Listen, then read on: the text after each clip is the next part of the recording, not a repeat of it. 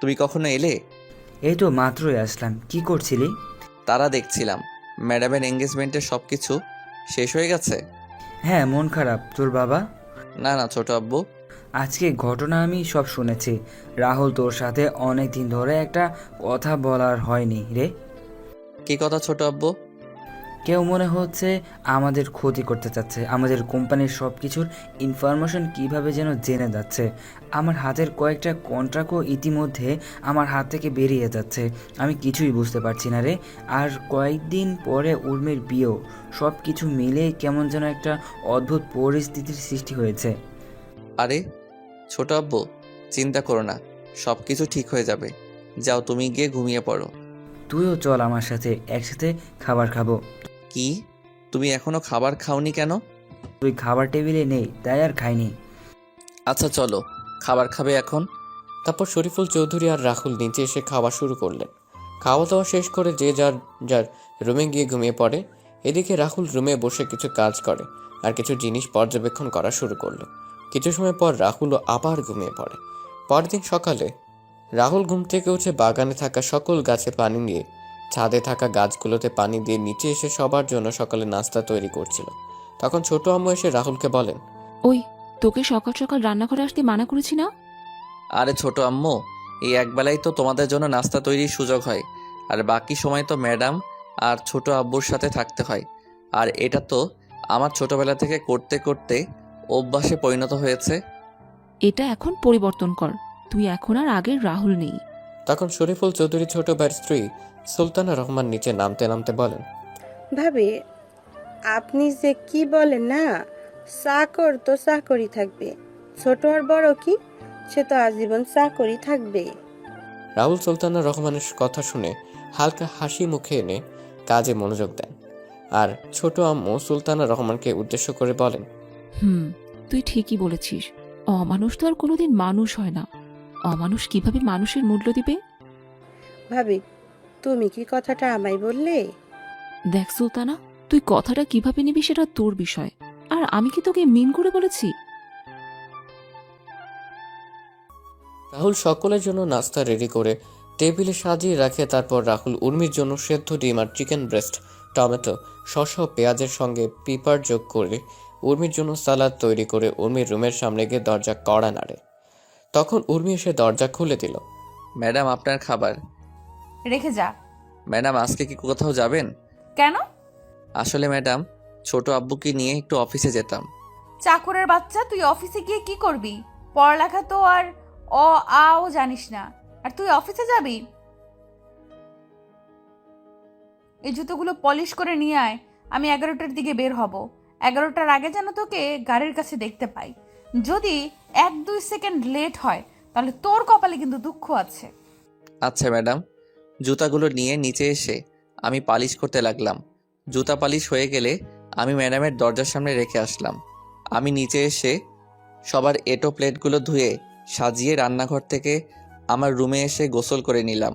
তারপর সকাল 10টায় ছোট আব্বুকে নিয়ে বের হলাম অফিসের উদ্দেশ্যে। 10টা 30-এ ছোট আব্বুকে অফিসে নামিয়ে দিয়ে আমি 11টার আগেই বাসায় প্রবেশ করি। আমি গাড়িতে বসে ম্যাডামের জন্য অপেক্ষা করতে থাকি। কিছুক্ষণ পর দেখলাম ম্যাডাম আসছেন। গাড়ি থেকে বের হয়ে পিছনে দরজা খুলে দিলাম। ম্যাডাম গিয়ে সিটে বসলো। আমি দরজা লাগিয়ে ড্রাইভিং সিটে বসে ম্যাডামকে বললাম, ম্যাডাম কোথায় যাব? এই, শপিং মলে যাব। আচ্ছা ম্যাডাম। আমি গাড়ি চালানো শুরু করলাম। কিছুক্ষণ পর আমি শপিং মলের সামনে এসে দেখলাম ম্যাডামের বান্ধবীরা দাঁড়িয়ে আছে। আমি গাড়ি থামিয়ে গাড়ি থেকে বের হয়ে গাড়ির দরজা খুলে ম্যাডামকে বললাম, ম্যাডাম চলে আসছি, আপনি নামতে পারেন। গাড়ি পার্কিং করে বসে থাকবি, আর আমি কল দিলে চলে আসবি। আর এই নে 50 টাকা, দুপুরে খাবার খেয়ে নিবি। হাসি মুখে টাকাটা নিয়ে আমি মাথা নাড়ালাম। তারপর ম্যাডাম তার বান্ধবীদেরকে নিয়ে চলে যান শপিং মলের ভিতরে। আমি গাড়িতে বসে রইলাম, ভালো লাগছিল না। তখন গাড়ি থেকে বের হয়ে আশেপাশে একটু হাঁটাহাঁটি করছিলাম। তখন দেখতে পেলাম একজন ভদ্রমহিলা তার ছেলেকে নিয়ে রাস্তা পার হতে পারছেন না। আমি তখন তাদের রাস্তা পার করিয়ে দিয়ে আসছিলাম। তখনই ম্যাডাম ফোন দিলেন। Hello madam. 4র্থ তলায় তাড়াতাড়ি আয় তো একটু। আমি তাড়াতাড়ি করে শপিং মলের 4র্থ তলায় গিয়ে দেখতে পেলাম কয়েকটা ছেলে মিলে ম্যাডাম আর তার বান্ধবীদের সাথে কি যেন কথা বলছে, তবে তাদের কথা বলার ধরনগুলো সুবিধার মনে হচ্ছিল না। আমি ছেলেদের পিছনে গিয়ে বললাম, কি রে, এখানে কি সমস্যা?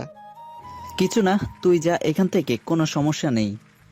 আচ্ছা ম্যাডাম চলুন, এখানে কোনো সমস্যা নেই। এইখানে একদম চালাকি করার চেষ্টা করবি না, তা না হলে এগুলো দেখছিস। ভাই আমি কি করলাম? আমি তোমাদের জিজ্ঞেস করলাম সমস্যা কি, তোমরা বললে কোনো সমস্যা নেই, তাই তো আমি এদের নিয়ে চলে যাচ্ছি। আমরা তোকে যেতে বলেছি, তবে এই মা। আর কোনো কথা বলার সুযোগ দিলাম না, সোজা মুখ বরাবর একটা ছক্কা হাঁকিয়ে দিলাম। আর ছেলেটা বাউন্ডারির বাইরে, তারপর সব কয়টাকে মারা শুরু করলাম। হঠাৎ কেউ আমার পেটের পাশে ছুরি দিয়ে আঘাত করে। আমি পিছনে তাকিয়ে দেখলাম ওই ছেলেটা আমি। তখন ছেলেটার দিকে এগিয়ে যাব, তখন ছেলেগুলো দৌড়ে পালিয়ে যায়। তারপর আমি আমার শার্ট খুলে আঘাত পাওয়া জায়গা বেঁধে নিলাম। তারপর ম্যাডামকে বললাম, চলুন ম্যাডাম বাসায় যাওয়া যাক তাহলে। কিন্তু তোর তো ছুরি লেগেছে আর রক্ত পড়ছে। আরে ম্যাডাম, এটা কিছু না, আমাদের মতো চাকরের জন্য এইগুলো কিছুই না। এই আঘাতের চেয়ে আরও অনেক বড় বড় আঘাত পেয়েছি। আর রইল রক্তের কথা, রক্ত তো ছোট থেকে অনেক ঝরেছে, এখনো না হয় আরও কিছু ঝরুক, আমি মারা যাব না এত সহজে, আপনি চিন্তা করবেন না। চলুন ম্যাডাম এখন। বেশি কথা না বলে হসপিটালে চল, তুই না হলে তোর জন্য আমার কথা শুনতে হবে। চিন্তা করবেন না, আমার কিছু হবে না। তারপর উর্মিরা সামনের রাহুল পিছনে, কিন্তু বারবার উর্মি পিছনে তাকাচ্ছে। হঠাৎ করে পেছনে কিছু পড়ে যাওয়ার শব্দে উর্মি আর ওর বান্ধবীরা পেছনে তাকিয়ে দেখল রাহুল মাটিতে পড়ে আছে। তারপর ধরাধরি করে রাহুলকে হাসপাতালে নিয়ে যাওয়া হয়। আর এদিকে উর্মি ফোন দিয়ে তার বাবাকে সবকিছু খুলে বলে। তখন তার বাবা বলেন তিনি এখনই আসছেন। এদিকে রাহুলের অপারেশন চলছে ভিতরে। ডাক্তাররা অনেক সাবধানে অপারেশন করছেন, রাহুলের কোনো ভুল হলেই যা কিছু হতে পারে। 3 ঘন্টা পর ডাক্তার বের হন অপারেশন থিয়েটার থেকে, তবে ডাক্তারের চেহারা কালো হয়ে আছে। এর মাঝে উর্মির বাবা মা, দাদিমা, চাচা চাচি বলেন, চলেন আসেন হাসপাতালে। তখন শরীফুল চৌধুরী বলেন, ডাক্তার রাহুল কেমন আছে এখন?